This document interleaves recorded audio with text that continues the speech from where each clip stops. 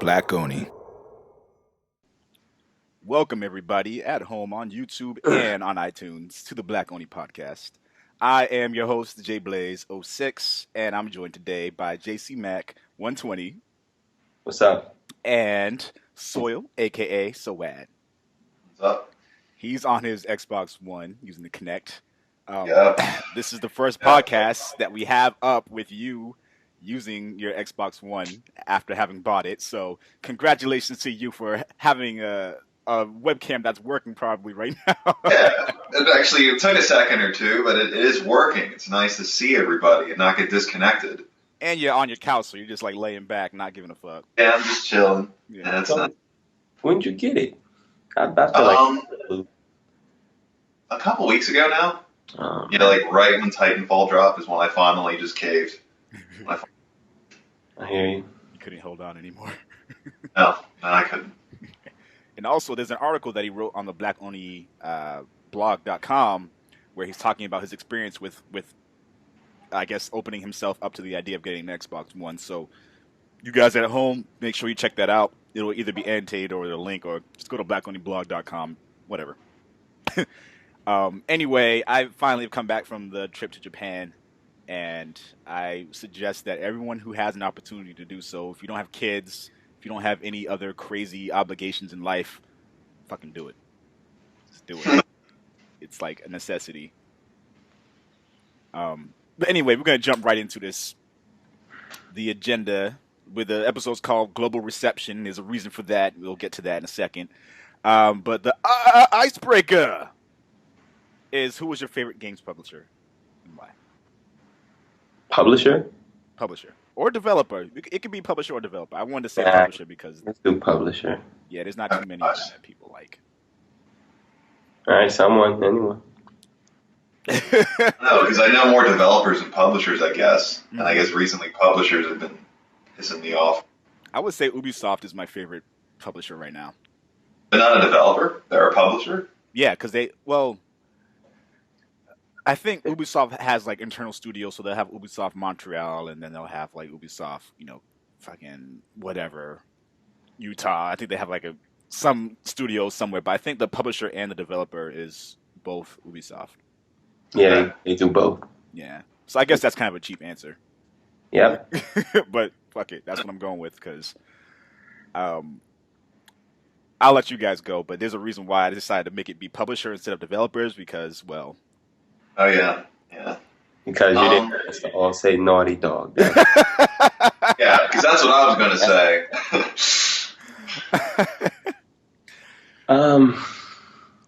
Okay, well, in the 90s, I would say Square.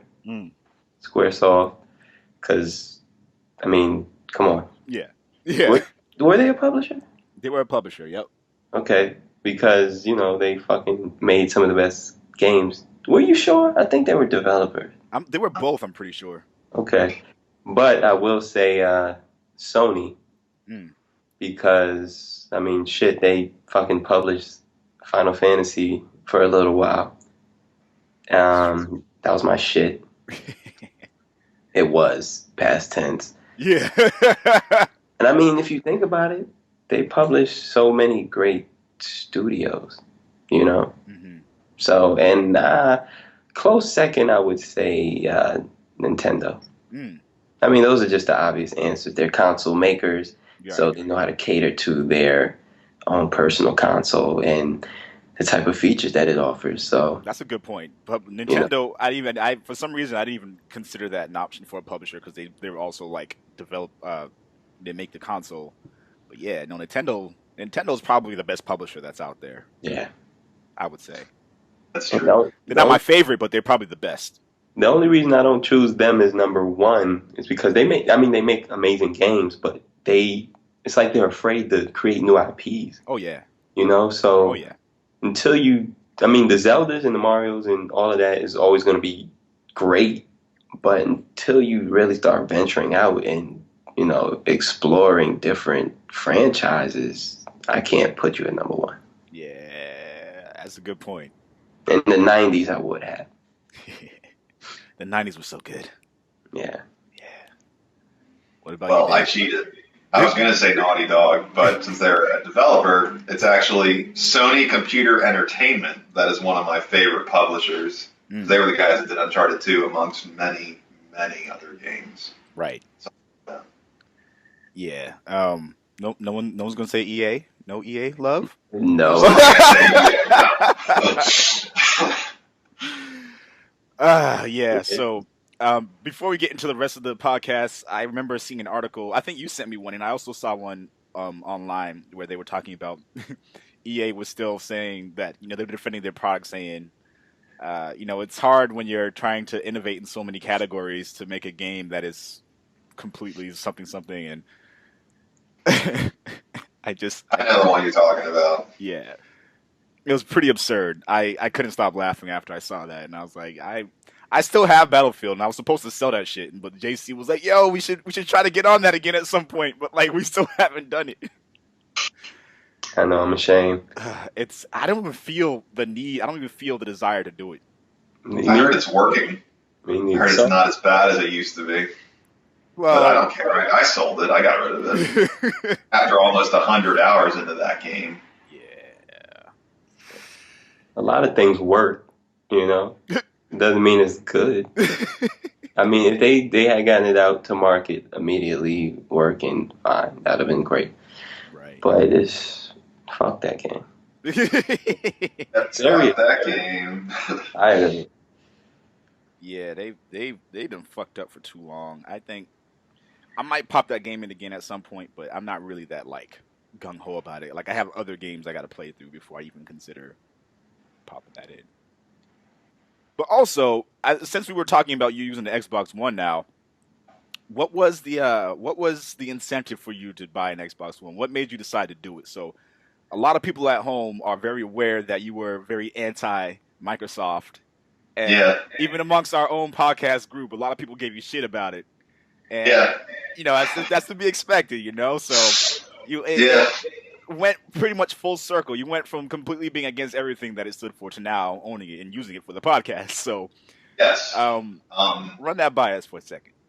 Well, that's one reason is actually, despite the hiccup we had a few minutes ago, it's working. It's working. It doesn't act like this. Mm-hmm. But also there's too many gamers out there right now that I was the same way, and I still kind of am, that have that company mindset where it's Microsoft versus Sony, where one will reign supreme, and it's people talking shit constantly, back and forth. And it kind of clicked last generation when Gears came out, or when the new Halo came out, or when something like Left 4 Dead came out.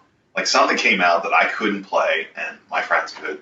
And it just pissed me off. And it enraged that hatred a little bit more because Microsoft had it and Sony didn't. And I'm just done that way. I just don't want to continue to hate on a company just because they're that company. Mm-hmm. If it's something good, if it's something fun, then I want to play. And it is. It's been a lot of fun. Can you just explain why the hell your camera's moving? It distracts me, so whenever I move my hands, it just kind of does that kind of weird stuff. It really looks like someone is fucking following your actions. I know you explained this, but if someone doesn't own Xbox One, it will be kind of awkward to see. So, but it is kind of weird. That's good reasoning, though. That's real good reasoning, and I imagine it could be very liberating to have multiple consoles. I know there's been previous generations when I owned multiple ones, but for the last generation, I only had one. This generation so far, I only have one, but I mean, it's worth having. You're right. It's worth having all of them at some point. Every single console company is going to have those exclusives that try to drive their company and try to move units. So, there's always going to be something to gravitate towards. So I feel you. Nintendo almost has me. They almost got me. Mario Kart 8 looks great. It does. Yeah, it really does. I need another reason. I need one more. Give me one more reason. Fucking Bayonetta 2. Yeah, but I was never that big into the first one. Legend of Zelda is coming. Fucking Super Smash Bros. I'm not a big Smash Brothers fan, but a lot of people are. But I mean, that's something. I think at this point I'm more gravitated towards getting a Wii U than an Xbox One. But at the same time, I want to play Monster Hunter 4. And that's only coming on 3DS. And there's a lot of games that are only on 3DS that are fucking great games. And it's like, yo, why don't you have a version of this for the Wii U? Like, you would have, like, if they had a Pokemon game for the Wii U or was able to let you play Pokemon XY on the Wii U, that shit would be sold out. Like, done. Like, last They're not going to do it at all. They're just going to keep it portable. And they've had, I can't go on record saying, I can never tell you where I found shit and where I read it. So just take my word for it. But, I mean, it's been this long, number one, and you really haven't seen a proper, tried and true Pokemon RPG game on their home console. And I really did read somewhere they have no intention to do so. You know? And it's weird. It's fucking stupid. The logic, I believe, the logic behind it is, I mean, Pokemon is the biggest portable selling game. Yeah. You know, for them. So I don't get why you wouldn't want to bring it to the home console. But maybe they feel like it would hurt the portable sales, but then it would boost console sales, which is more expensive. So, I mean, you fucking brought Smash Brothers series to the portable now. So it's like you're starting to give less reasons to own your console and more to own the portable. I'm not getting me off. I mean, if you're going to have certain franchises that started on the home console to be on both, why don't you make some that started on the portable to be on both? I mean, either build the ecosystem fully or don't do it at all. Exactly. They're in the best position to have such a perfect ecosystem because they had a bunch of games. Like, remember Pokemon Stadium on the N64? You could play your game that you had, your portable game on your N64 on your TV. There's nothing for that right now.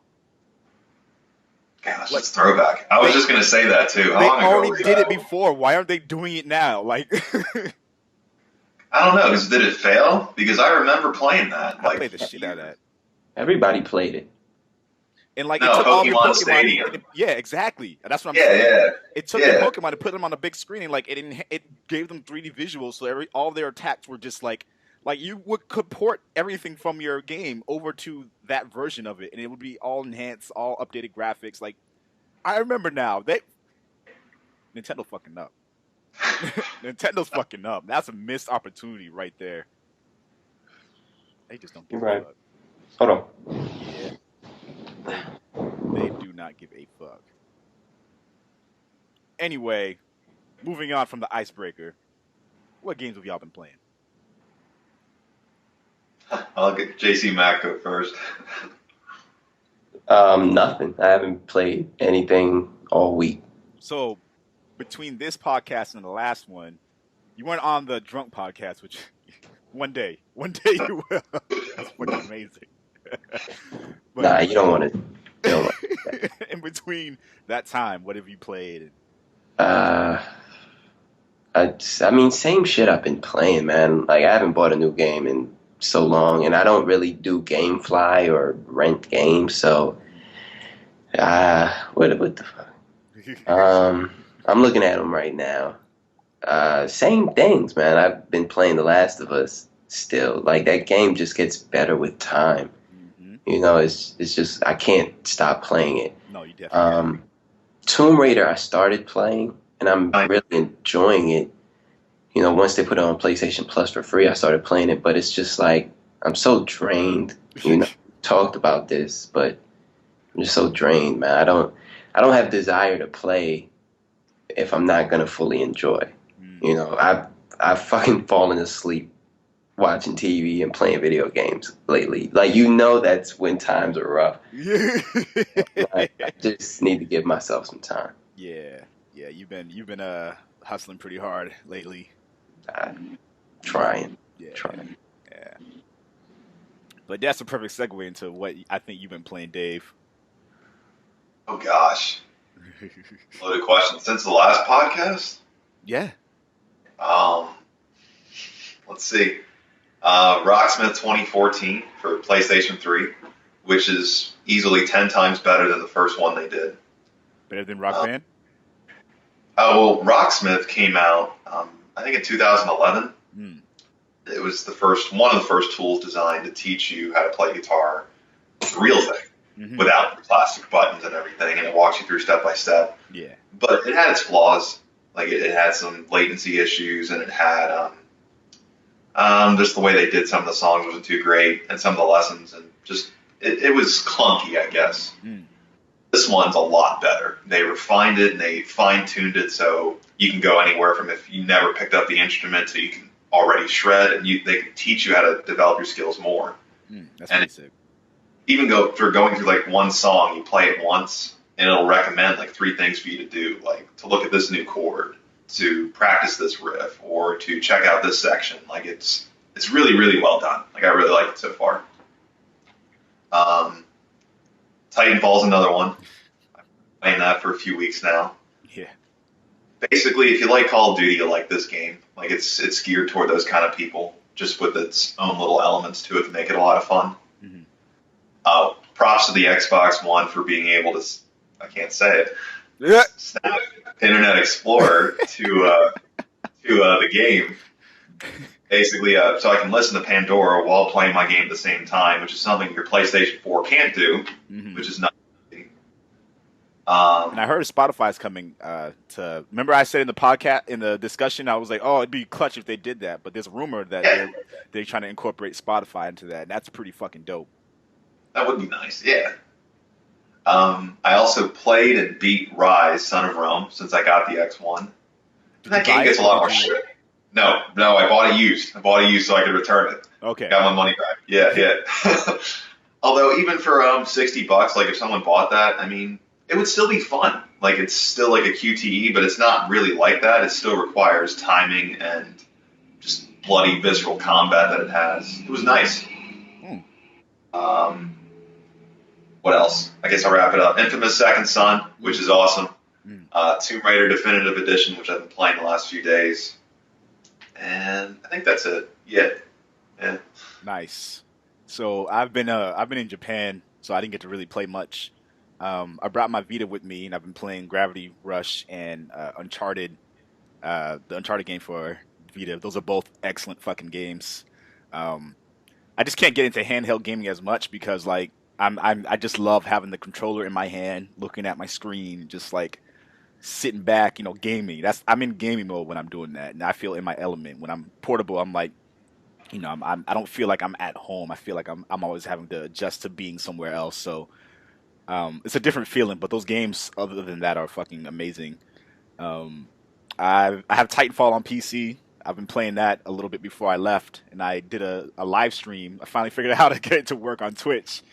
But I did a live stream on there, and that's been pretty cool. I like it. The game's fucking great. It's a huge shame that it's not coming to PS4 until the next one probably. But this is incentive for people to get an Xbox One if they don't have one already, or if they want to start gaming on PC. Like this is your incentive to do it because it's a really fucking fun game.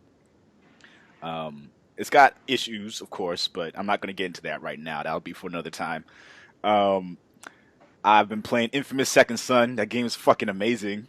I'm really, really enjoying it. I'm not even that far in, but like the visuals, the story, the action itself, the sound design all comes together really well to make the game really enjoyable. I suggest anybody who has a PS4 or thinking about getting one, definitely pick it up. And I played Metal Gear Ground Zeroes because I had to, There's a review going up. There's a review going up either Monday or Wednesday. I haven't decided when it'll be up, but I recorded the review. Like I'm editing the content today. Like I'm on my. As soon as I got back, I was back to work on shit. So, yeah, but. Other than that, that's basically what I've been playing lately. And I talked to JC a little bit when I got back about Metal Gear Ground Zeroes, and he just gave me the thumbs down. So I would love to hear. I know why, but I would love for everybody else to hear why you're thumb down. I mean, everybody knows why. And you've known me for a long ass time, man. I loved the Metal Gear Solid series so much. And unlike a lot of people, I think it peaked at number 3. Number 4 wasn't bad, but you Did know, you play Peace Walker yet? I never played Peace Walker. You gotta play that shit, dude. I know. You can have it, don't you? And I don't know. Number 4 just kind of, I don't know, man. I think it was overrated a little bit, to be honest. And after that, and then you offer this game, which I believe IGN fucking sped through it in 8 minutes. 10 minutes. 7? 10. And it was after the guy already played it 2 or 3 times, and he skipped all the cutscenes, and he knew what he was doing. Okay, so 10 minutes if you include watching the damn credits roll, probably. I'm not paying $30 for that. That's fair. That's fair. I mean, I can get a fucking hobo to jerk me off and swallow. You could probably get an actual person to do it. I'm not paying for it. I'm not fucking paying for it. So, I mean, I'm pretty sure it's cool, but I'm also pretty sure that it'll be bundled in with Phantom Pain. Metal Gear Solid 5. Yeah. Phantom Pain. Yeah. So I'm pretty sure it'll be bundled in. So I'll just wait. Yeah. I mean, you're not doing yourself a disservice. I should reword that. You're not doing anything bad by doing that, but you are missing out on something pretty cool. But you're going to get to play it eventually anyway, so it's not a big deal. But, yeah, that shit's dope. Like, it's short, but it's fucking great. I'm just kind of waiting. I just kind of wanted it to, like, backlash a little bit. I mean, obviously, you know, their heads were very swollen trying to charge $40 initially. Yeah, it just goes to show the consumer has the fucking power. You know, we control the market. Right. And if we're not supporting things the only way we can with our wallets, then, you know, if the demand isn't there, then they're going to drop the price. That's what's happening with Square Enix. Like, they've already started dropping the prices of both Thief and Tomb Raider Definitive Edition. Like, those were both, I think, $30 on PSN, like last week. Yeah. And yeah, I mean, I think companies are finally starting to realize, especially after the fiasco with Microsoft, that like the consumer really are the people who have all the power when it comes to the games industry. I mean, if you don't like what you're doing, like Square Enix even said that they're going to be refocusing their energies on making JRPGs, and like that's going to be where their focus are, because if they try to appeal to everybody, then like who is your game really appealing to? If it because not everybody agrees on something. And again, this is like another theme for the podcast, is that like there are cultural differences between many of these areas, and like if you make a game that is meant to be a certain way, so like a JRPG, like other people who like JRPGs around the world are going to pick it up.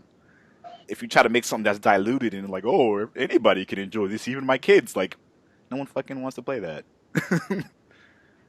But yeah, without going too much into detail, you have a really good point about the consumer having the power, and about Konami being fucking dickheads about that.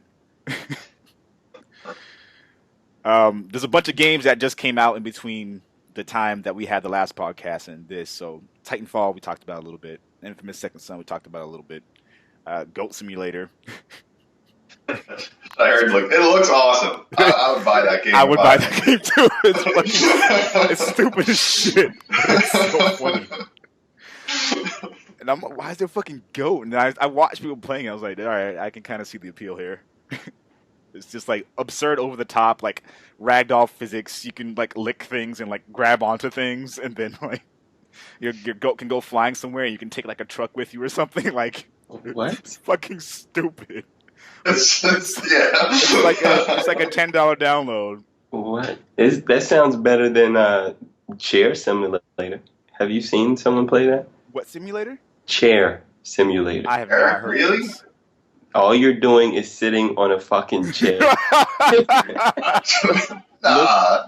4 walls in a room. The walls, none of the walls have a fucking door. So you're just like, gotta look this up. You gotta look it up. It's Chair Simulator? Chair. I can't believe that's a real thing.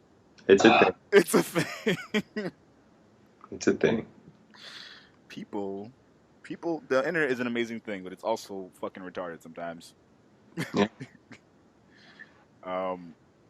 And then Mercenary Kings. I haven't played it yet, but I downloaded it to my PS4 while I was at work. I fucking love the ability to do that. By the way, just like download shit while you're away, use your phone, and just manage your account on the go wherever you are. That's fucking brilliant. Yeah, it's kind of scary too. You can message people on your fucking phone on PlayStation Network, be like, "Yo, what up?" Like, I don't want to give you my real number, but Yeah, that's real. yeah, it's pretty genius. Ground Zeroes, of course. Max, The Curse of the Brotherhood, which I don't know too much about. Watching that chair simulator? But there's like it took me a while because when you plug that into Google, you find like those big ass chairs with gaming controls and flight simulators. I fucking want that. I had to look somewhere else. I think I did. I want that. There's this guy that's like really happy sitting down. I'm simulating this chair. And I'll send a message of who's. I want to see this. And there's Dark Souls 2. I gotta look for it. All right. You guys do your thing. Is a game that both Jordan and Chris are extremely excited about playing. And I put a link in our thread about this game called I fucking forget what it's called. What is it called? Bound by Flame. Bound by Flame, and they were like, "Oh, it's basically Dark Souls." I'm like, "Did you guys look at it yet? Like, like maybe it looks." Well, I did too, and they're kind of right. I mean, when you look at the combat and you go to that to like Dark Souls, it is kind of like a poor man's Souls game. Like at least it had that initial look to it, but I don't know. I'd still like to try it, see what it's like. I think it looks different enough. Like, of course, no matter what you do, if you make a medieval game and you have someone running around and they have armor on and they're fighting monsters and like regardless, it's going to look like a game that you've played before. So if you play another first-person shooter that has military men and guns and explosions, you're like, oh, it's another Call of Duty. But we've seen, tried and true again and again that just because it will look like that doesn't mean it is. So, sure. I don't know. That kind of annoyed me when I saw that. I'm like, there's like all these choices you can make about the game, and like you're possessed by this demon, and you can like use only fire attacks, and each fire tree. That's why I'm interested in it. That's why I want to play it. But when you look at it, it just looks like a simpler Souls game. It just looks like it because it has the same red health meter above an enemy, and you still have the same kind of stance and dodging and attacking. But with a Dark Souls kind of game, it's like you're hit once, you're dead. Maybe twice, and you're dead. Right. This game was more just, I don't know. I want to see more. I want to read more before I cast that kind of vote. So I get where you're coming though, Will. I really do. Yeah. All right, I sent it. Yeah, I see this shit. It's actually called Sitting Simulator. Sitting Simulator. Sitting Simulator. That's why I couldn't find it. Oh my god, what the actual fuck? Why? Like, you can't even see your ass or anything. It's just a camera. Wow. That you can pan around. Oh my god. That's so dumb. Yeah, people's lives have become so mundane that they make a chair simulator. Work. Oh dear Lord. That should never happen again. Yeah. Ever. Final Fantasy 10-10-2 remake.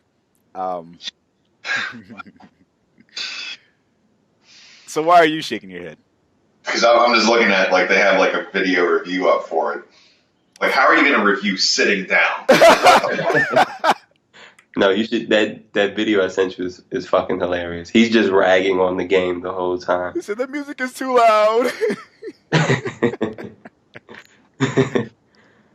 All right. Anyway, SteamWorld Dig has also come to the PlayStation 4. It might be on the Xbox One now as well. I'm not sure. But I remember a while back, your homie Dan mentioned that he was really into that game and we should check it out. And then I realized that it was coming to PS4, so I was like, I'll check it out when it's on PS4. And so I will do that eventually. Okay, what was your thought about Final Fantasy? My thought, I think it's great that they did it. I'm still shocked that they haven't done this for Final Fantasy VII, so that's where my kind of frustration with that in general is. Like, I love Final Fantasy X, but like Final Fantasy VII Remake or just an HD version of it has been requested since fucking 2004. Yeah, but what is it, 2014? Yeah, 10 but years? you really logically? I mean, they kind of fucked themselves up by even doing that demo. But do you really expect them to make that game in a HD remake version? Because the graphics by now standard is like it would just make it look fucked up and worse. That's to make a completely different game. That's what I'm saying. They would just remake it. Yeah. So, but if they did remake it, like they're not the same developers they once were. So, like if they fuck that up, they get so much backlash. Like it wouldn't even be funny, because people cherish that game. Like people, jerk off in their dreams to that game. So it's like if you mess that up, man, it'd be so bad. That was one of the first RPGs I remember playing, and like really being engaged. And like, wow, this is what gaming has become. This is the potential of video games. Like games like Final Fantasy VII and Metal Gear Solid, the first one, and just a whole bunch of shit like that. Like that's what started elevating games to the way they are today, where it was more than just mindlessly killing people. Right. Like the Mortal Kombats of the world. And I love Mortal Kombat, but yeah. I'm saying those are the games parents and politicians were looking at in the 90s. Like, this is evil. It's going to make kids crazy, and they're going to kill each other. But when they turn 18, they can buy cigarettes, kill themselves. When they can learn how to drink. So it's like, wow, video games are really terrible, right? But you sell things that kill people if they don't know how to deal with it in moderation. Right. Yeah. Times have changed, man. And I'm ranting now, but video games aren't the fucking same anymore, man. That was good, though. I mean, I agree with a lot of that. I think we have reached a point now, though, in gaming that, like, games have become a lot more sophisticated than the typical games that were coming out 10 years or, 20 years ago. So, yeah. We're at a good place in gaming, I think, but we can always get better. But you notice when as technology gets better, like it makes things worse sometimes. Because first of all, like just take these some kids coming up now, right? Let's say PS3 was the first console they really knew about, like PS3, 360, and the Wii. They really take a lot of things for granted. Yeah. Had to play in the arcades.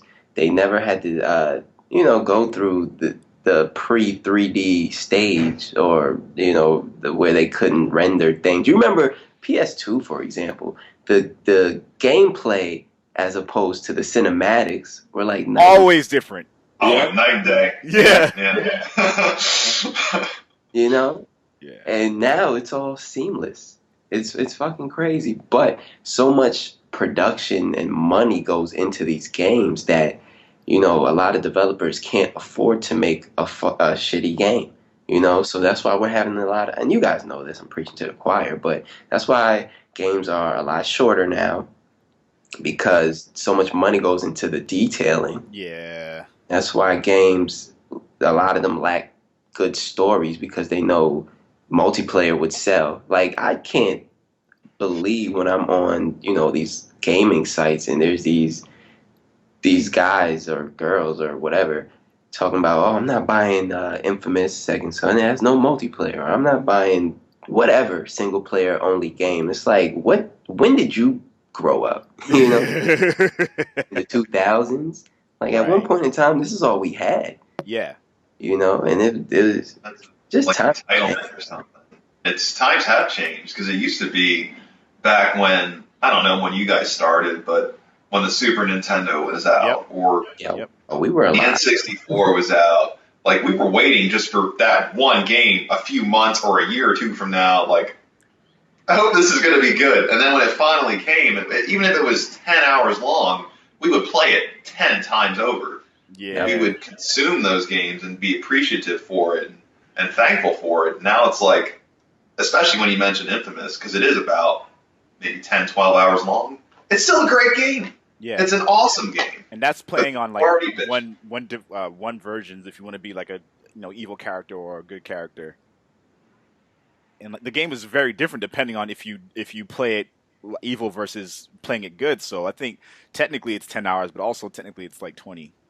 It's like 20, 24. Yeah. So it depends on. It's just people are spoiled. People just they see something and they say, well, I don't like it because it doesn't have multiplayer, or it's too short, or it's not as polished as I want it to be. Yeah. It's someone wants to find a reason to bitch about it rather than just picking up and playing it and having a damn fine time anyway. Mm-hmm. And especially for some people that don't have enough time to play video games. Right. Like if you only got like an hour or two a day, you'd rather enjoy yourself rather than bitch about something stupid. Yeah. So I think, man, there's so many segues we're going into with these conversations. It's fucking great. We'll talk about this now because this is a good time to do it. Adam Sessler has left his video game reviewing days behind him. And for those of you guys at home who don't know who Adam Sessler is, he's pretty much been the face of game reviewing along with Morgan Webb on the X-Play Network for a big chunk of my childhood. Like teen years, and then leading up to now, he's been with Rev3 Games for about a year and a half, and he just decided to leave and pursue other avenues in gaming. I don't know what that means, but this is a good point that you make when it comes to like people finding stuff to just bitch about and complain about. One of the criticisms that people have about the way he reviews games is that like they believe he complains too much about little shit, and like I guess he has too much fanboyism or whatever. I don't fucking know. So like when God of War Ascension came out and he reviewed that, like he got upset at the game and docked points because they had a trophy called Bros Before Hoes. And the developers changed it, I think, as a result of kind of the backlash that surrounded that whole idea. But like he did overreact to that. Like he was like talking about like how irresponsible it was for the developers to make a achievement called that, and like, you know, how the God of War game. Come on. Exactly. He was like, it's a disgrace to gaming. It's insulting to me as, you know, intelligence. So I'm like, dude, really? Like, yeah. Like, first of all, it's rated M. It's rated M. Sure. So yeah, if we know kids fucking play these games, but whose fault is that? Their parents. You know? So it's just like, okay, it's an M-rated game, you know? And kids can just go online and look up the nastiest shit you've ever seen in your life. Seriously. You know? So it's just, come on, man. That's why kids are fucked up these days, man. Because they have the world at their fingertips, you know? Literally. Yo, I remember, and they all had one. Yeah. And I remember in the early 90s, you remember those little fuzzy channels? Oh. The ones with the black and white and maybe some color. 30 seconds to see a fucking nipple. Yo, what happened to those days? AOL dial-up. There's no more. There's no censorship. So how you gonna dock a point for something like that, man? Yeah, that pissed me off actually when he did that. I was like, yo, Adam, man. He really just overreacted. Like, it's not a big deal because that's just, either way, that's his opinion. But like, because he's a figurehead for gaming, you know, he's looking. His responsibility is a little bit different. Yeah, I get it. But I don't fucking know. He's gone now, so people who are bitching about him can finally rest easy knowing he's not a part of the gaming industry in that capacity anymore. But I'm kind of sad about it because I do really like his opinions, and I think he has a lot of viable and valid stuff to say about the industry in general. Generally does, but I mean that kind of died for me when X-Play died. Well, G4 was dying a slow and painful death. It needed, man, G4 used to be so sick, and then they started putting cops on and fucking Campus Police PD and some other dumb fucking shows that nobody watched. Yeah, it wasn't Gaming Channel anymore. Yeah, it was Bullshit Channel. Well, that's part of what happened with, sorry to diverge, wasn't it like Comcast or some shit or DirecTV? Yeah. I think it was, I think Comcast had them first. No, but one of the major providers did, and that just totally cut their audience in half. I want to say DirecTV stopped carrying G4, and they even had a petition, but they still didn't have enough signatures or something, so they just dropped the channel in general. Yeah. I think. I think before G4 wasn't on DirecTV, and then it was on DirecTV, and then maybe they got rid of it again. And then something like that. But they lost it on one of the providers, and basically it just was the beginning of the end. Yeah. Crazy. But another, I guess, big figurehead in gaming, Phil Spencer, is now the head of the Xbox division, and he wants to make games front and center. So that makes a lot of people happy. I mean, it makes me happy too, because even though I don't have an Xbox One, like I'd like to think that I would prefer to have people representing a company or spearheading a company who actually care about gaming. And from what I understand about Phil Spencer, he's one of those people who always been an advocate for pushing, gaming innovations to the forefront for Xbox. So I can't see how this could be a detriment to them. They were having some issues with figuring out who they were going to have lead the division for a while. So I think that's a good thing, right?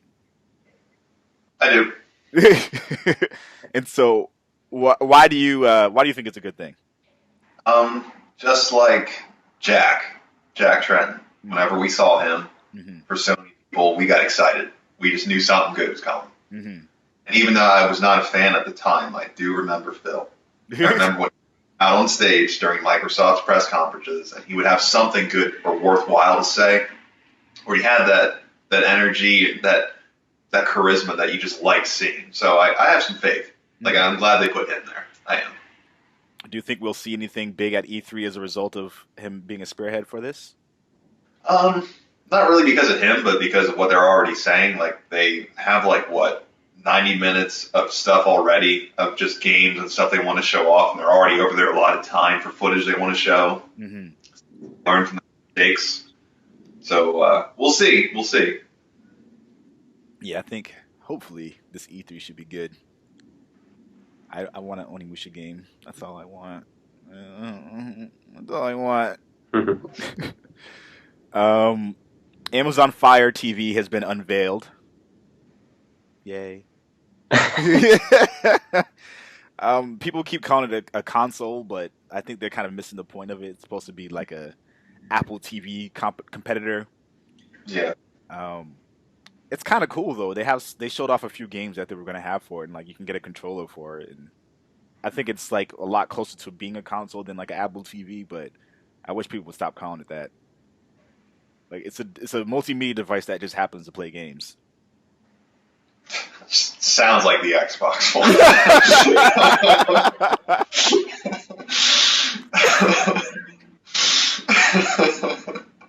It does. Oh shit, that's great. That's fair. I mean, the Xbox One can play more sophisticated games. Yeah. And again, Phil's trying to make the Xbox One not that. It's trying to make it a games console that can do other stuff. But right now, it's definitely a entertainment box that lets you watch your TV on your box. Through your TV. Yeah.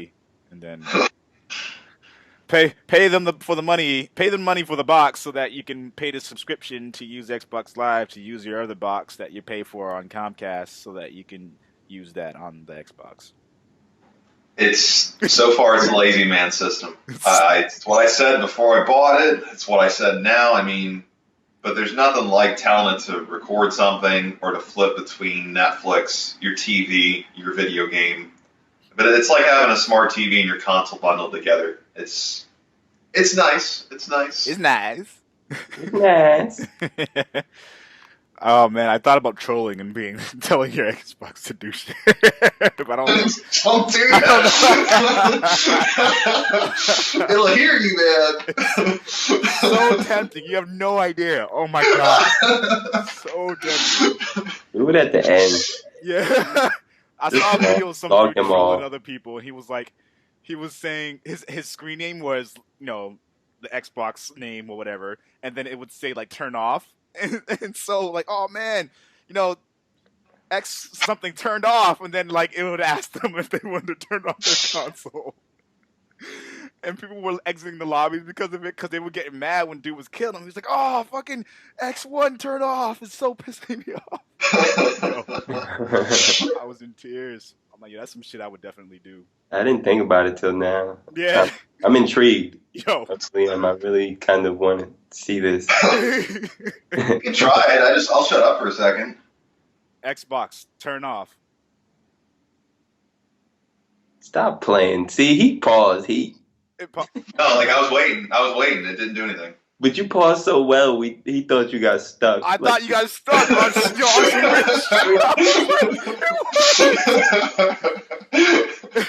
Xbox, volume up. You Xbox, to talk snap. to you? What the fuck? Well, fuck you, Xbox. Fuck you, who will? Shit's racist.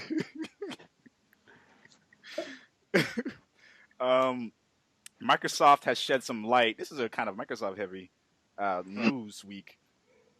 Microsoft has shed some light on its cloud technology for gaming. Do you think that it's enough to bring gaming to the next level? Say it again, please.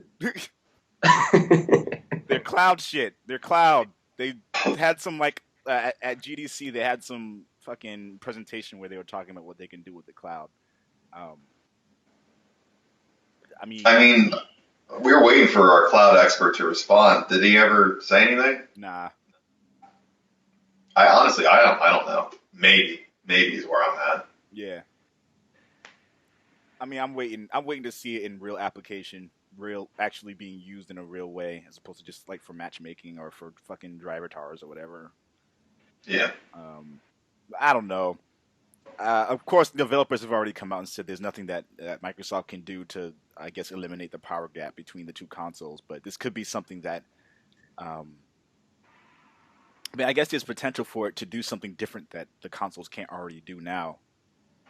It's just like maybe they spoke too soon about what that can be because, like, I don't think any of it's really ready. No, it was more just a tech demonstration of what's possible, but like that's the same thing with the new Unreal Engine. That looks really cool, but that's not anything real yet. Yeah. That's just the possibilities you have there. So, I don't fucking know either. So moving on to the final parts of the podcast. Do you guys have any guest topics you want to add into there? No? All right. My dick. Nah. I guess not. No, I would not like to add that, Will. Sure, I mean, fucking... I guess look into the future of this generation because I was looking at my PS4 earlier today, and I'm like, wow, I really don't use it that much right now. Mm-hmm. You know, and I know Infamous just came out. I haven't had the opportunity to buy that yet. I really want to play it. But, you know, the first year or so for a new console is just always rough. And I think as consoles move on, and like we were talking about before, it just takes longer development time, you know, and a lot more resources. So we if you just compare the amount of games that came out during the PS2 era as opposed to PS3, it's like no comparison because they could afford to make shitty games and still survive. So it's like, I don't know, I'm just hoping we hear some great things at E3, and I'm just hoping for a rejuvenation of certain franchises like Legend of Dragoon. Yeah, anyway, that needs to have happened already.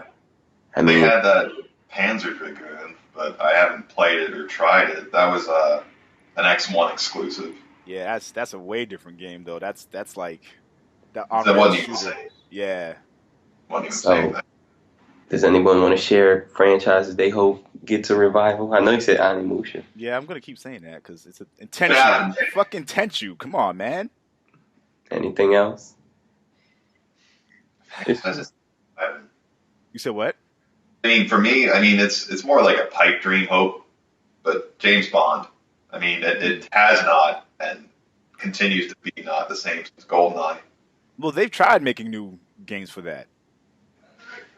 What? Like what? I've been through them all. I mean, Tomorrow Never Dies on the PlayStation 1. They had The World Is Not Enough on like N64. They had Everything or Nothing on PlayStation 2. They had that new one where they had Craig's face and likeness. Quantum fucking whatever the hell. what was it called? Blood Sand. Actually, it might have even been GoldenEye. Like they tried to rip off the name or something, and they took parts of the movie. I don't know. That might be just a dead franchise to me. I would like a good quality game reminiscent of those days. Yeah, but nothing's compared to it, I guess. It's just like in today's times, the simple fact that companies are afraid to put out new IPs, potentially for them not selling well. Why not revive some of these franchises? You know, they beat dead horses all the fucking time. All the time. You know, and it's just because it sells. So instead of making your next Call of Duty this year or next year or the year after that or 20 years, why don't you give me one? Try the World War II first-person shooter era. Give me one of those. Yeah.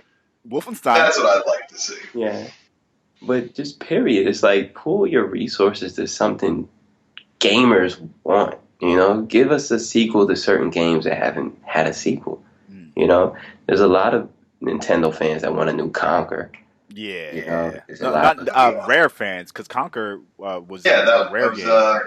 What was it? Conker's Bad Fur Day. It was like one of the last ones they did. It was on Xbox and it was great. I think I played the demo. I didn't play the full game, but like I really had a lot of fun playing that game. That's fun. Yeah. You know, it's so many. I can name so many different franchises that should be revisited in some way, shape, or form. It's just a shame, you know. Yeah. It's a shame. Yeah. I'm looking at my shit right now, man. There's a lot of games that should be like Crash. I mean, that's just a thought.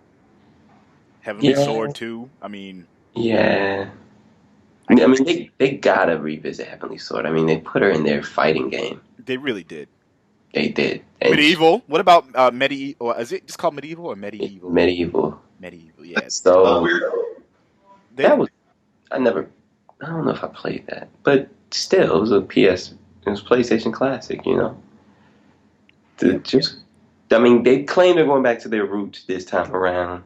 You know, so my expectations are very high. You know, I hated the PS3 for like the first 2-3 years. You know, and I love PlayStation brand. Yeah. You know, it's just like the sequels. You got to think about it. When PS3 first came out, first of all, they were losing all exclusivity of titles they had exclusivity on. No Final Fantasy, no Metal Gear anymore. Yeah. No and then the Devil May Cry. The shit that they lost exclusivity on fucking sucked. Yeah. Final Fantasy. Yeah. Final Fantasy 13. Devil May Cry 4 the gameplay was good as usual. The story was fucking terrible. But the story, nobody even knows where the fuck Nero came from. He's just some dude. And now you rebooted the fucking series? Just blasphemy, man. Video game blasphemy. It's just... It was some bullshit. Last generation, so many... Oh, I want Japanese developers to get back with the program. You know, I used to play so many Japanese-made games, way more than American-made games. And it's just, we've transitioned so much.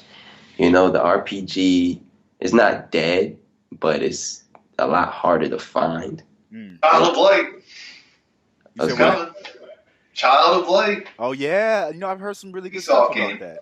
And this is it's so great that you said that because there are a lot of territories that want to vary so heavily due to like cultural differences and the way that the cultures are kind of integrated within everything else that goes on in the world. After being in Japan, like I have a better understanding as to like why Japan makes some of the decisions that they make in terms of like business stuff, but like I can even see it more so now that like I've been like people are fascinated with Japanese culture. There's no need to try to appeal to a Western audience because their shit already appeals to the Western audience. That's why people like JRPGs, Japanese-made games. It's because they're made a certain way. The only thing that I think they would ever need to change when it comes to their approach to Western versus Eastern is controls. That's it. If you keep your game quirky, fun, interesting, different, out there, very stylized, all that shit is shit people like. Like you don't have to dumb your shit down to appeal to everybody else.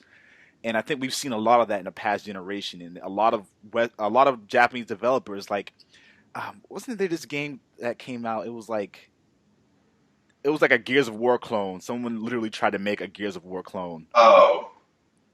You know what I'm talking about, though. It was a Japanese developer. It was like Quantum something. Quantum Theory? Break?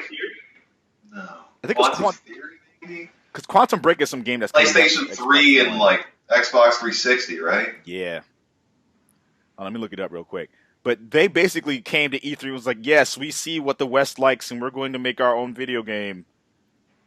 And that sucked. It was terrible. Like, what the fuck were they thinking? It was like, I played the demo for that shit. I was like, man, this is a piece of shit. Yeah, it's Quantum Theory. It was a piece of shit.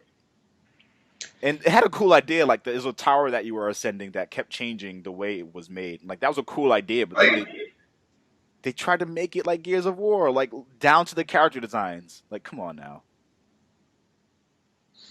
So I think a lot of Japanese developers lost their way in trying to appeal to everybody. But what do I fucking know, right? What are the games that you think transcend cultural differences? Like, basically, like, no matter what culture you're in, whether you live in Japan or you live in Europe or you live in America, like, what games do you think are just across the board thought of as amazing? The Last of Us. Thank you. I was going to say that. Like, even a different language, that would still translate really well. I mean, and if you think about it, any game that really casts aside the differences of individuals and lets you reflect on today's world, you know? Like, for example, I was watching Breaking Bad earlier on Netflix. And, dude, I don't even want to say anything silly. Yeah. But dude said, they were speaking in Spanish, and dude said machine, and they said máquina. And that made me think of Final Fantasy X. Like, something just like that, where there's so many different religions in the world, but if people can all come together and settle differences over a greater evil, you know, like, we all know the story behind Final Fantasy X. Yeah. I think that transcended culture. Well, I got a question. Like, I wanted to ask this earlier. If someone like me that wasn't a big Final Fantasy fan wanted to take that leap, 7 or 10, which one? Good question. Well, it's hard because I'm coming from not having played Final Fantasy VII, but I know a lot about the story and I know a lot about what makes it so special to people. But that's like asking whether someone should play Metal Gear Solid 1 versus 2. And because Metal Gear Solid 1 is like, it's a totally different way that the game is set up and structured. So like, you'll get more enjoyment out of playing part 2, but the story is way better in part 1. So I think it's like that with Final Fantasy 7 versus 10. It's not like that. It's not like that. No? It's not. Well, no. Which one then? Metal Gear is a game that builds upon its franchise. Every Final Fantasy is a different universe entirely. Yeah. So, it would chronologically, it would make sense to play Metal Gear Solid 1 first. Well, would you suggest someone play the first one before the second one then? For Metal Gear Solid? Yeah. Yeah, definitely. Because, I played the second one first, and then I didn't have as much desire to play the first one. Because obviously you're taking a step back in graphics. Yeah. That's the point that I was making there too with Final Fantasy, is that because it's different graphics, different layout, different. Yeah, it's let me tell you this. Final Fantasy VII, I played it again this past summer on my Vita, and I loved every fucking minute of it. Okay, and the thing is, because I think I was like 8 years old when I first played it, and this is how detailed games used to be. Like, the materia system, there's so many different ways you can incorporate the materia system. And that was a genius idea, because when I'm 8 years old, I didn't fully understand it, So I was just equipping whatever to whoever, and it can change your attributes drastically, And every color of materia is a different type. You have the summon materia that's red. You have the fucking magic materia is green. You have the the materia that actually helps to do different shit, man. It's crazy. I think 7 would be a good idea to play first. Okay, I love both of them very much, but it's like once you finally understand the way that the materia system worked, it's so detailed, you know? Final Fantasy 8 would be a good one to play as well. A lot of people shit on it and hate on it, and that's because if you know what you're doing, you don't need to rely on the summons in Final Fantasy 8. A lot of people don't play it the way it was intended to be played. So people rely on their summons the whole fucking game. You know, if you know how to equip magic to different attributes, then all you'll need to do is hit people with a regular attack and you will do 9,999 damage every fucking time and never fail. Wow. I think you should play Final Fantasy, all of them. Okay. There's a game called Final Fantasy all of them. all right. Different question then. If I were to do this, because I haven't done this for either. Hold on. Final Fantasy or Metal Gear Solid? Oh no! Don't do that to me. But I haven't gone through either one, and I've had this debate for a long time. So I need to pick one if I'm going to start from the beginning. Okay, I'll let Will talk about Metal Gear. I love Final Fantasy, man, but if you're trying to go through the entire chronology of both of those, it's like you're going to spend way more time getting through all of the Final Fantasies. That's what I thought. Yeah, so I would say Metal Gear, because it's a lot more. It follows a chronology, so it's like a full story, and then it's also like there's less games of it that you'd have to like catch up with. So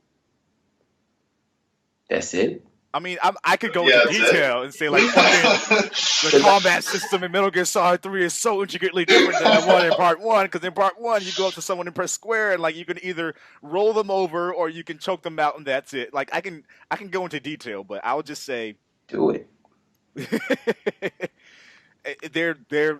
The games are the same but they're different. So like people made the argument about like Call of Duty, like they make their game the same every year, but they'll have like one tweak in there that's different. In Metal Gear Solid, like each game is still themed around the idea of being stealthy. You're still not trying to be caught. Like you still have the big boss emblem you can get if you go through undetected and as fast as possible. You still have crazy boss battles, all these things that are very Metal Gear, but each one of the games feel completely different. And that could be down to the characters that are in the game, when it takes place, of course the environments, you know, the story, and the controls. The controls are different for each game, like completely different. So up until like Peace Walker was the first game that started allowing you to kind of aim and move at the same time with like the left trigger then the right trigger, and then Metal Gear Solid 4 incorporated that, and that's one of the reasons why I really love Metal Gear Solid 4 more so than some of the other games, is because the controls just translated so well in the next generation. And that's one of the reasons why I really love Ground Zeroes, is because like they've really like revamped the way that you control your character. And in Part 1 it was like over the like top down, like moving around, you know, the isometric view, and it was a lot different. So but with that said though, like Final Fantasy, a lot of Final Fantasy games are similar in the way that they have a menu system so that you attack using a menu system, but some of them handle that completely different. So like Final Fantasy VII, I believe it's straight turn-based, so it's not like an action bar that fills up and then no? It's real time going on. Like if you know, it's just it's not turn-based at all. Like the fight is happening in real time, and it's just about how quickly you can react to shit. Yeah, you have a meter that fills up, and then that meter has to fill up before you can give another input, but there's no order. 10 is turn-based. 10 is completely turn-based, yeah. Yeah. And so, like, even within Final Fantasy, like, there's different stories for each game, and then there's different battle systems for each one, even though they follow a similar, like, there's a menu, and then there's, 13 and 7, I guess, are similar in the way that they have an AP bar that fills up, and once part of that fills up, you can initiate one attack, and then if it goes to, like, halfway, you can initiate a different attack that takes up more of that bar, and then, so they get kind of complicated. Don't talk about 13, please. Okay, don't play 13. Don't play 12. Don't play 11. And the thing is too is like people have such like polarizing opinions about each Final Fantasy game. So like some people love Final Fantasy 12 because it has like a political system that is very detailed and very intricate, and it's all about the political system and not so much about like certain other things. And like the battle system's way different. And some people love 12, but then JC Matt, for example, is like fuck that game. I mean, there are some people that like 12, but 12 is like where the series 11 was really where the series started going to hell, because I mean, you made 11 during a time where people with a PS2 really didn't have online service like that, and you made it an MMO. People were like, what the fuck? And this is when like Final Fantasy was still the shit, so people were like, oh yeah, I gotta get this. Yeah, it's like that's when you can tell they started going for the money. The quick answer for me to say, if you wanted to like go through both series like at one or the other at one time, definitely Metal Gear, because it could be appreciated in a lot less time. Like Final Fantasy X, for example. And I'm assuming you're a completionist type of gamer because you're a gamer. You're either a fucking gamer. Nah. Yeah.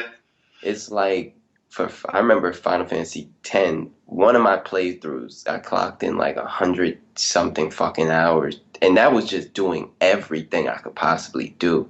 And I was dicking around a little bit. And the perfect ending. Huh? The perfect ending. There's 2 endings for that game. You can get a regular ending and a perfect one. No, there's not. For 10? Yeah. Pretty sure there is. I'm sure there's not. I've played that shit plenty of times. Let me For see. 10 2, there's different endings. I don't know. I've never gone down this rabbit hole. That's why I'm asking. Don't look it up. I'm right. No, I'm not. There's different endings for 10 2. Telling you, the only ending you're gonna find is a game over screen if you fucking die. But man, you're missing out, man. That was some of the best fucking parts of my childhood. Is Final Fantasy. Like other stuff growing up. Wasn't always the RPG element stuff. I was fucking hooked to RPGs in the PS1 days. Hooked. Like I played them. I played all types of RPGs. Man, that fucking Final Fantasy 7 through 9, Brave Fencer Musashi. Oh yeah. Legend of Dragoon. That's a fucking great game. I let my friend borrow that and he never came. I'm looking at some of this shit right now. Legend of Lagai. Have you played that? I have not played that. Oh god. Not played that. You played it? I have not played that. No. Sick. Sick. What's wrong with you guys? I'm telling you, man, life sucks without these games. Yeah, it's a genre that's died basically. It's coming back. Child of Light again is from what I hear is trying to bring back a lot of the essence of JRPGs. It's not coming back. That's what I was getting at. I mean, from what some of the names that you're dropping are some of the names people have said while playing this game. That it reminds me of those classic games they played when they were a kid that are so detailed and so well done. Yeah. And so just fun playing at the same time. Like, I got my eye on that one for a reason. Mm-hmm. That's this month too, right? Yeah, I think so. It's coming out in April. Okay. It's made by Ubisoft, isn't it? Yeah. Yeah, crazy. Like I said, Ubisoft is doing their thing. That Child of Light thing? Yeah. The 2D side scroller? It's a 2D side scroller slash RPG. Nah, I don't want to play that shit. JRPG. I wouldn't call it just an RPG. JRPG, right. They're not fucking Japanese. Oh, they probably got. I don't know what the studio. I don't know what their deal is. They could be Japanese. American, it'd still be all right. I don't fucking know. They're European, man. Or what? I don't know. Whatever. I think that. I mean, the Japanese ain't doing JRPGs now anyway, so fuck it. Like, if it's gonna be a JRPG style game, then fuck it. We'll take that. Take that then. I'll take it. Like, yo, I can fucking play a lot of my PS1 and PS2 games like any day of the week. you know, and still like cream my fucking pants over 'em.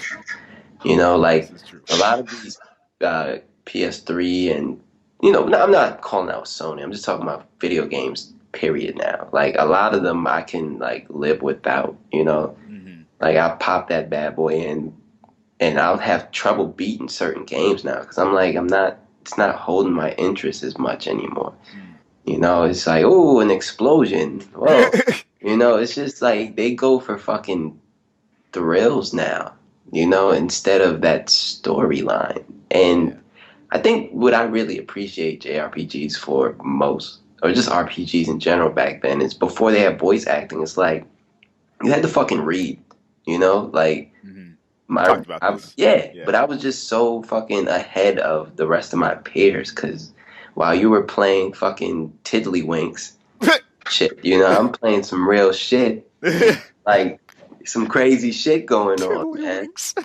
It's crazy motherfuckers trying to, you know, destroy the world and shit. Sephiroth, however the fuck you want to pronounce it. This dude has a sword that's like this fucking long, you know, and he's crazy as shit, but he's not really that bad of a guy, you know. It's just like you really get to see so much, man, so much. Fuck gaming now, man.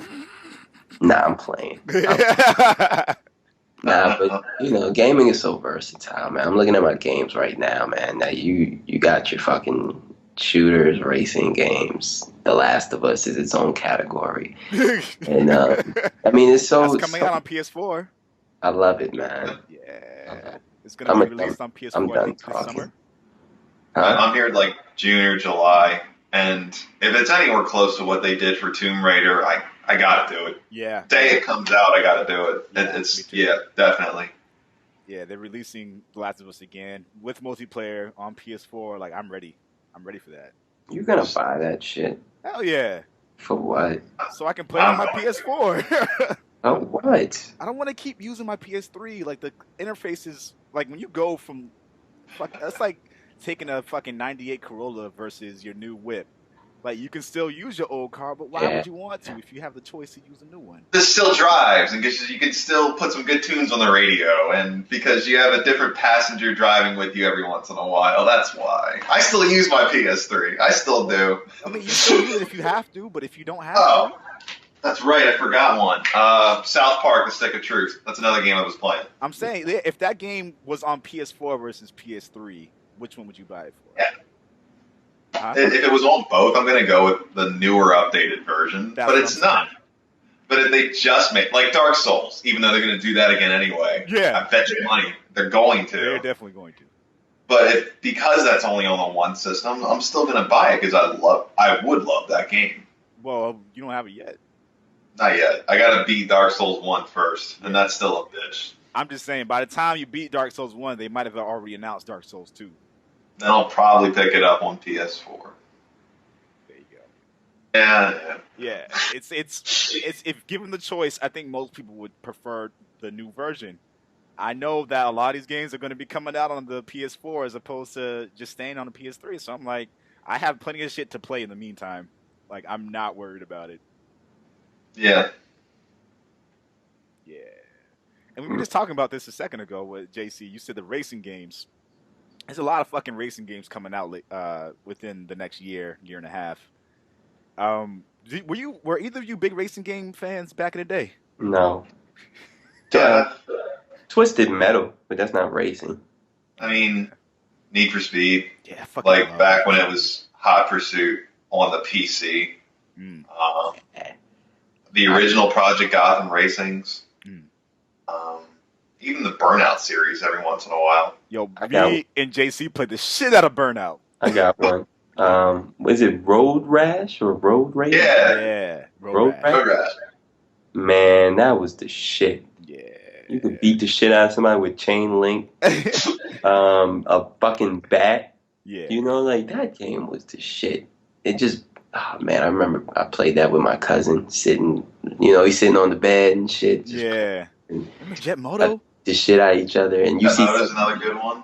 You see someone on the fucking the fucking ground, and you just run them over some more. It was visceral, some man. Reckless shit. Yeah, it was great. I love it. Yeah. There was I remember Need for Speed Underground when that first. Yeah, Oh my God, I played the fuck out of that game. I played that game just to customize the cars. it Like, was sick. It was awesome. Just to yeah. pull your ride the way you want. I Well, never liked Gran Turismo. Never eh, liked it. I appreciated it because it was a simulation and it was like technically like ridiculously like good at what it did, but like I never could get into it like that.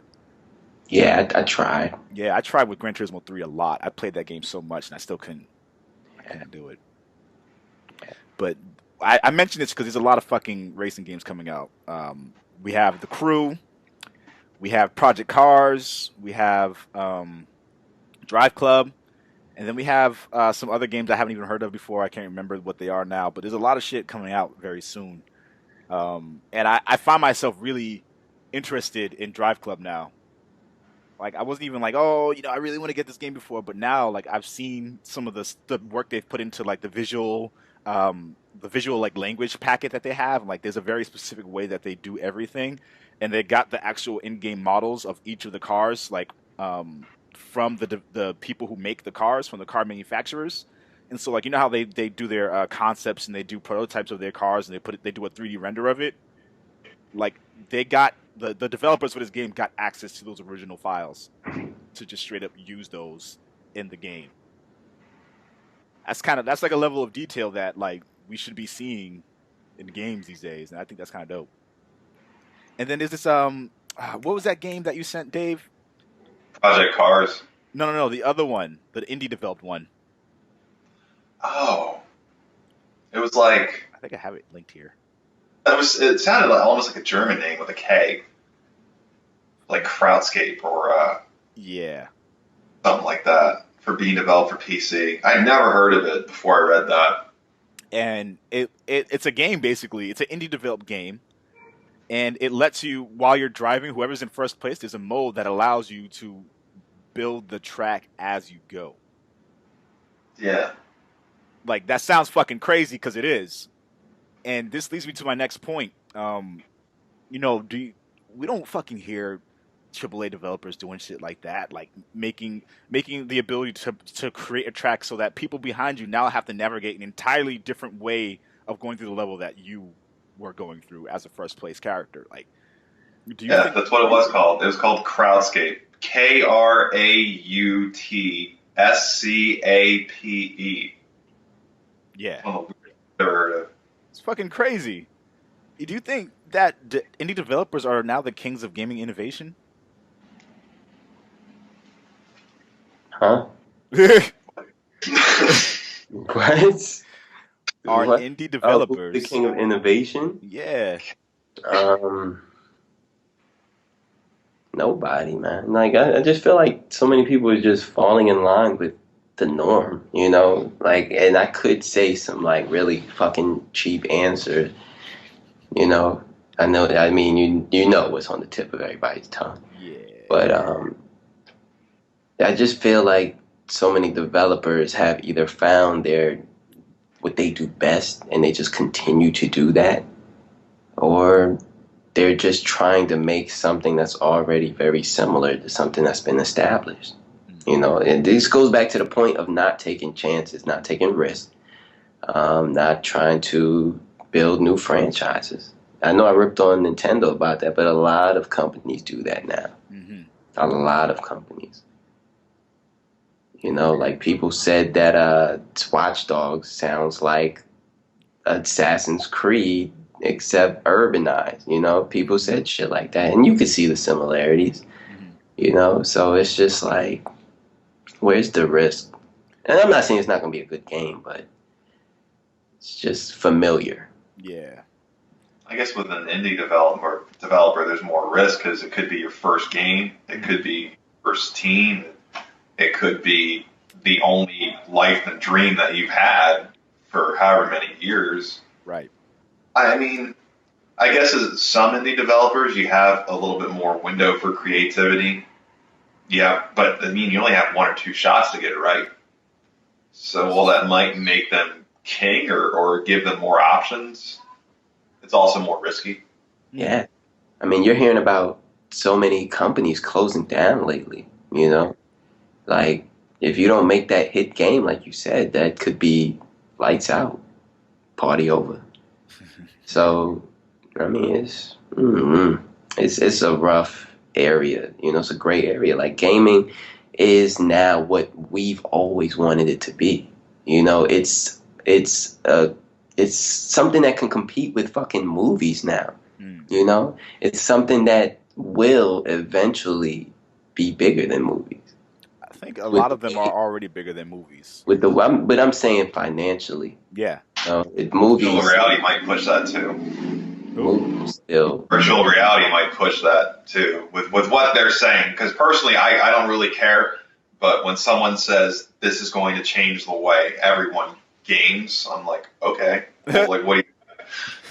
Yeah, and it's becoming easier. I mean, you have like people in their fucking 40s and 50s and shit playing, even if they're just playing games on their iPad or something. They're doing it, you know? So it's like that's gaming.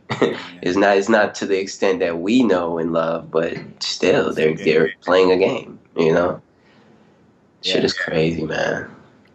Yeah, I think if there's anyone in a position to be making innovations in gaming and really like pushing the boundaries, I think it's indie developers because like you won't see a top notch developer making racing games like that. You won't see top notch developers making games like Gone Home, which is basically like just an interactive experience in an environment, and you're just discovering things about the characters and the story, like just through interacting with the environment. Like you won't see that shit in a full release, at least not first.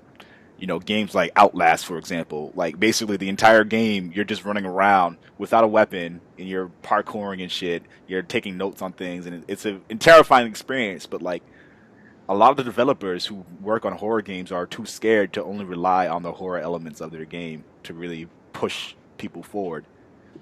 Like, fucking Fez, a game that kind of like distorts the way that in which the environment moves and looks. Remember Echochrome? Yeah. Yeah, we haven't even seen any other games really taking advantage of that concept of like distorting the environment based on like how you're looking at it. Yeah. If we had more developers taking cues from these independent developers, I think we would be in a much better state in gaming.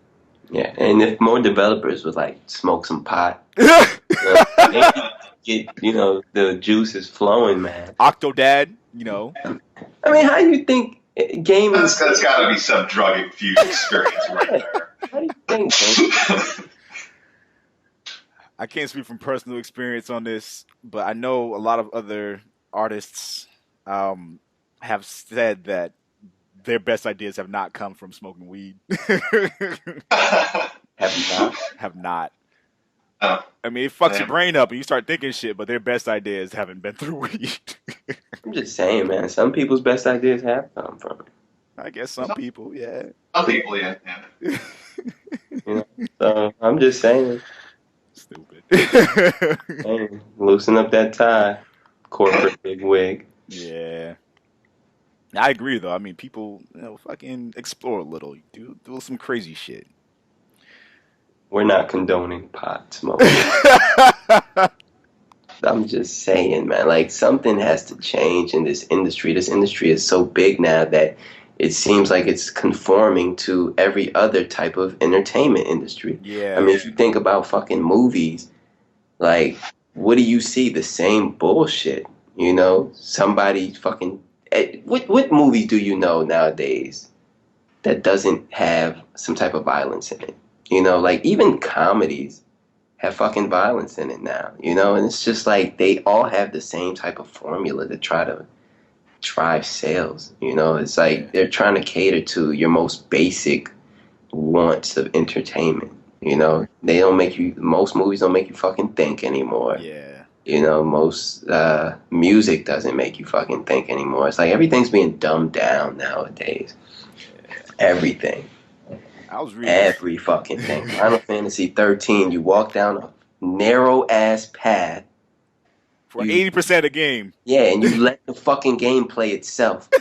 All you got to do, man, I give up. Yeah, I give up. Real talk though, I think this is that's interesting because I read an article the other day of talking about like what what certain class, like economic classes of people do with their free time.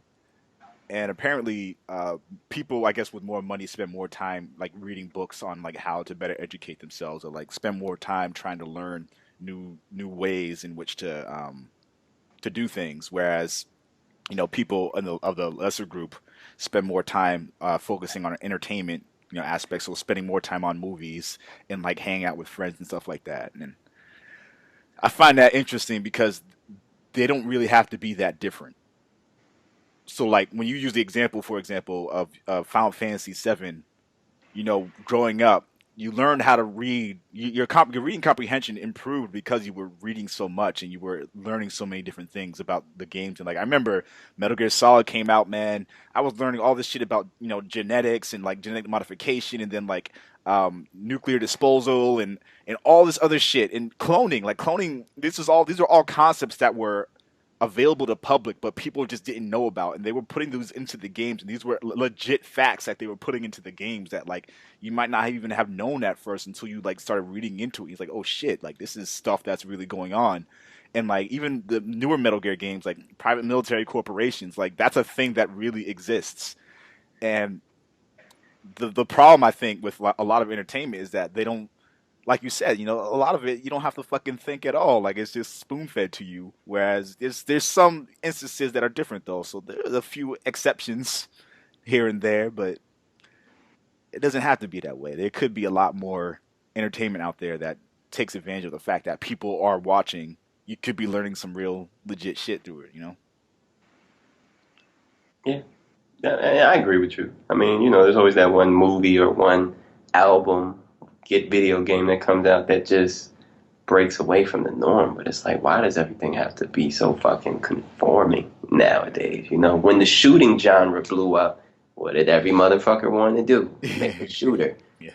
It's just, I don't know. If we keep this way, if we stay on this path, gaming is not going to be the same. It's already changed. It's continuing to change. Some for the better, some for the worse. Mm-hmm. But I guess we just gotta take it as it comes. And we don't have to buy shit if we don't like it. Right. Right. Will. Listen. Metal Gear Solid. Listen. Zero. Listen. Shit. I'm just saying, I don't think most people should buy that. I mean, I'll say it right here. I don't think most people should buy that game. I think if you are an avid Metal Gear fan, you should, because it's fucking dope. But I don't think most people should buy it for that exact reason. Like, you gotta make a statement to the developers. Like, if you're gonna push something out, don't push this bullshit. Like, the game isn't bullshit. It's just the fact that it's at the price that it's at that is bullshit. They could have waited another year and just put it all out at once. I mean, and that's the other thing too, is that like, I agree with that, but I also disagree. Because I want my Metal Gear. Like, that's the problem. That's part of the problem right there. Yeah, you just said it. Exactly. You want it. You want it now. I want it now. Yesterday. I've been waiting for Metal Gear, like the last Metal Gear game that came out. Exactly, and that's exactly why they did. They shouldn't have done it at that price. They should not have done it at that price. But they had to do something, and they had to make money off of it so they could make Metal Gear Solid 5 Phantom Pain as good as they want to make it. Like, it just helps them keep going. In theory, I mean, they already have the budget in place for Metal Gear Solid 5. I don't think they released it for the money. Apparently, what Hideo Kojima said was that he wanted to release something now so that people can get into the next one. They'll have something to tie them over until the next one comes, because they're still not sure when it's going to be done. So I think it was more about time, less about the money in terms of like finishing development on it, because he doesn't fucking know when it's going to be done. No. And I'm still fucking pissed off that they use a different voice actor. So it's like, again, I don't think most people should pick that game up, because again, make a statement like you're pissed off about that. But I forgot about that, man.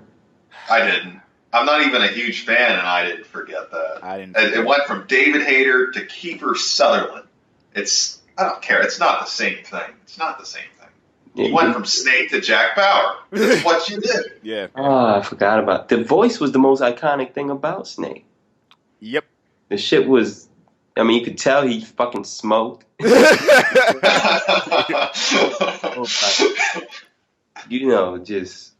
it's like you got some build up in your fucking Lungs? You know, oh man, that sucks. It absolutely sucks. I even mentioned it in the review. It's one of the bigger detriments to the actual game aside from its price. I think I'm gonna play Metal Gear Solid 3 today. Thank you. Best 3 game is in so the good. It's series. so good. Best game in the series. It's a close between No, the best game in the fucking 1 and series. 3, motherfucker. 1 and 3. No. Those are the best ones in the series. It's tied for me because I think 1 goes first because that was my introduction. It's bias. It was my introduction to the series, and it was set in a more modern time. And 3. I think the characters, aside from the boss and Big Boss, the characters all throughout Metal Gear Solid 1 were all amazing. I've never seen a man overcome so much adversity in a video game in my life. Never. Metal Gear Solid 1? It still wasn't as much, man. I don't know. Still wasn't as much. The ending from Part 3, yeah, that kind of did it for me. That was the nail in the coffin. The whole fucking game. Nah, man, that last one was the icing on the cake, man. That last fucking thing that happened, well, a series of things. I was just like, all right, he went through some shit. Man, I remember, because not too many video games made me do this, but I would just not sleep. I had school in the fucking morning, man. And I just made sure the TV was on, like, really, really low so mom wouldn't wake up. You know? And I'm just fascinated by this fucking game. Man. Like, every time, because you know Metal Gear Solid has some long-ass fucking cutscenes. This is me during the cutscene. Put that shit down and I just get some fucking popcorn or something and I just be in it, man. Nothing compares to number 3. Nothing. Fucking I fucking cried. I cried like a little bitch. I will admit that. I'm not gonna ruin anything for you because you haven't played through the game yet. But you know what? Final Fantasy X made me tear up a little bit. I teared up a little bit, yeah. You gotta play these games, man. Yeah, I know. And here's the thing too: is like if you play Metal Gear, I don't know if you should start with the first one or the third one because story-wise, the only reason I kind of asked that because they remade 10 recently, so I figured, well, maybe I can jump into that. But they also had the Metal Gear Solid Legacy Collection come out for PlayStation 3 not too long ago that has all of them. Basically, yeah. So I was like, well, I should just, sit down and just do that. And I got like a year or two to go, right? Until 5 comes out. Yeah. All right. Yeah, I might do that. Yeah. And we want to hear what you think. You won't go one by one. Let's go one by one. One by fucking one. And I want to hear which one is the best. 3. He's gonna say number 3. It's not the year to go through them all. I think I could do it. He might say number 3. I told you why I said number 1. It's.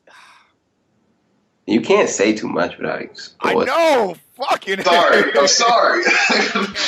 I want to go through this shit so I can talk about it. Yeah, they're both fucking amazing. They're all iconic. It's just something about that snow. That snow though. Sniper Wolf. What? Oh my god. Yeah, I guess the end. Oh my god. Yeah, the end is fucking crazy. There's and again, this is one of those things where I'm just like, the PlayStation 2 and 1 generations had so many intricate things. Like, there were 3 ways you could dispose of one boss before you even fucking got to him. Yeah, yo, I remember the first time I fought the end. It took me like an hour to beat this motherfucker.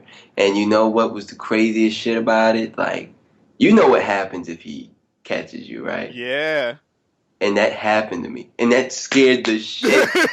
Oh my god, that scared the shit out of me. Yeah. Oh my goodness. This is just so fucking intricate. Yeah. There's so much attention to detail outside of just the graphics. Like, the world, what you can do, the interaction with it, like, that's why when Part 4 came out, I was disappointed in that way, because, like, they dumbed down a lot of it. Oh, can you finally admit to certain things being fucking dumbed down? No, I've always admitted that game is dumbed down, but the controls have always, like, again, the controls are one of the things that really, like, made me love Metal Gear Solid 4 that much more, because, like, it felt like I was more in control than ever. Yeah. Nah, I don't know. I think they made number 4 way too easy, man. Like that suit was everything. Yeah. No, No, and it once made you things had the mad fucking easy. mask, you could be fucking 95% camouflage. And you're lying on the fucking floor right in front of the man. You know? The only time he's not gonna notice you is if he fucking trips over you or something. You know, it's just I was like, man, this game is too fucking easy, man. Yeah, they did make it mad easy. A Yeah. Big Boss Extreme, that fucking difficulty was no joke. Man, I remember I got all 40 emblems. All 40. And then I never touched the game again. Trophies, they got trophies now. Yeah, but man, that You just game. gotta do all that shit over again. I mean, it's not even about that. It's just the game wasn't what I expected, man. It just wasn't. They should have ended it there. I feel like I do this soon. How much is this shit? Ground Zero so far from what I've played feels like a hybrid between Part 3 and Part 4. Like it feels like in terms of the way that you control your character from Part 4, except better. And I feel like it's difficult enough, unless you like know exactly what to do, for it. I think it's dope. There's a lot of things that they did with the game that are really good. You guys will find out in the review. Yeah, but Kojima's just a fucking mastermind, man. He tackles so many different issues. Yep.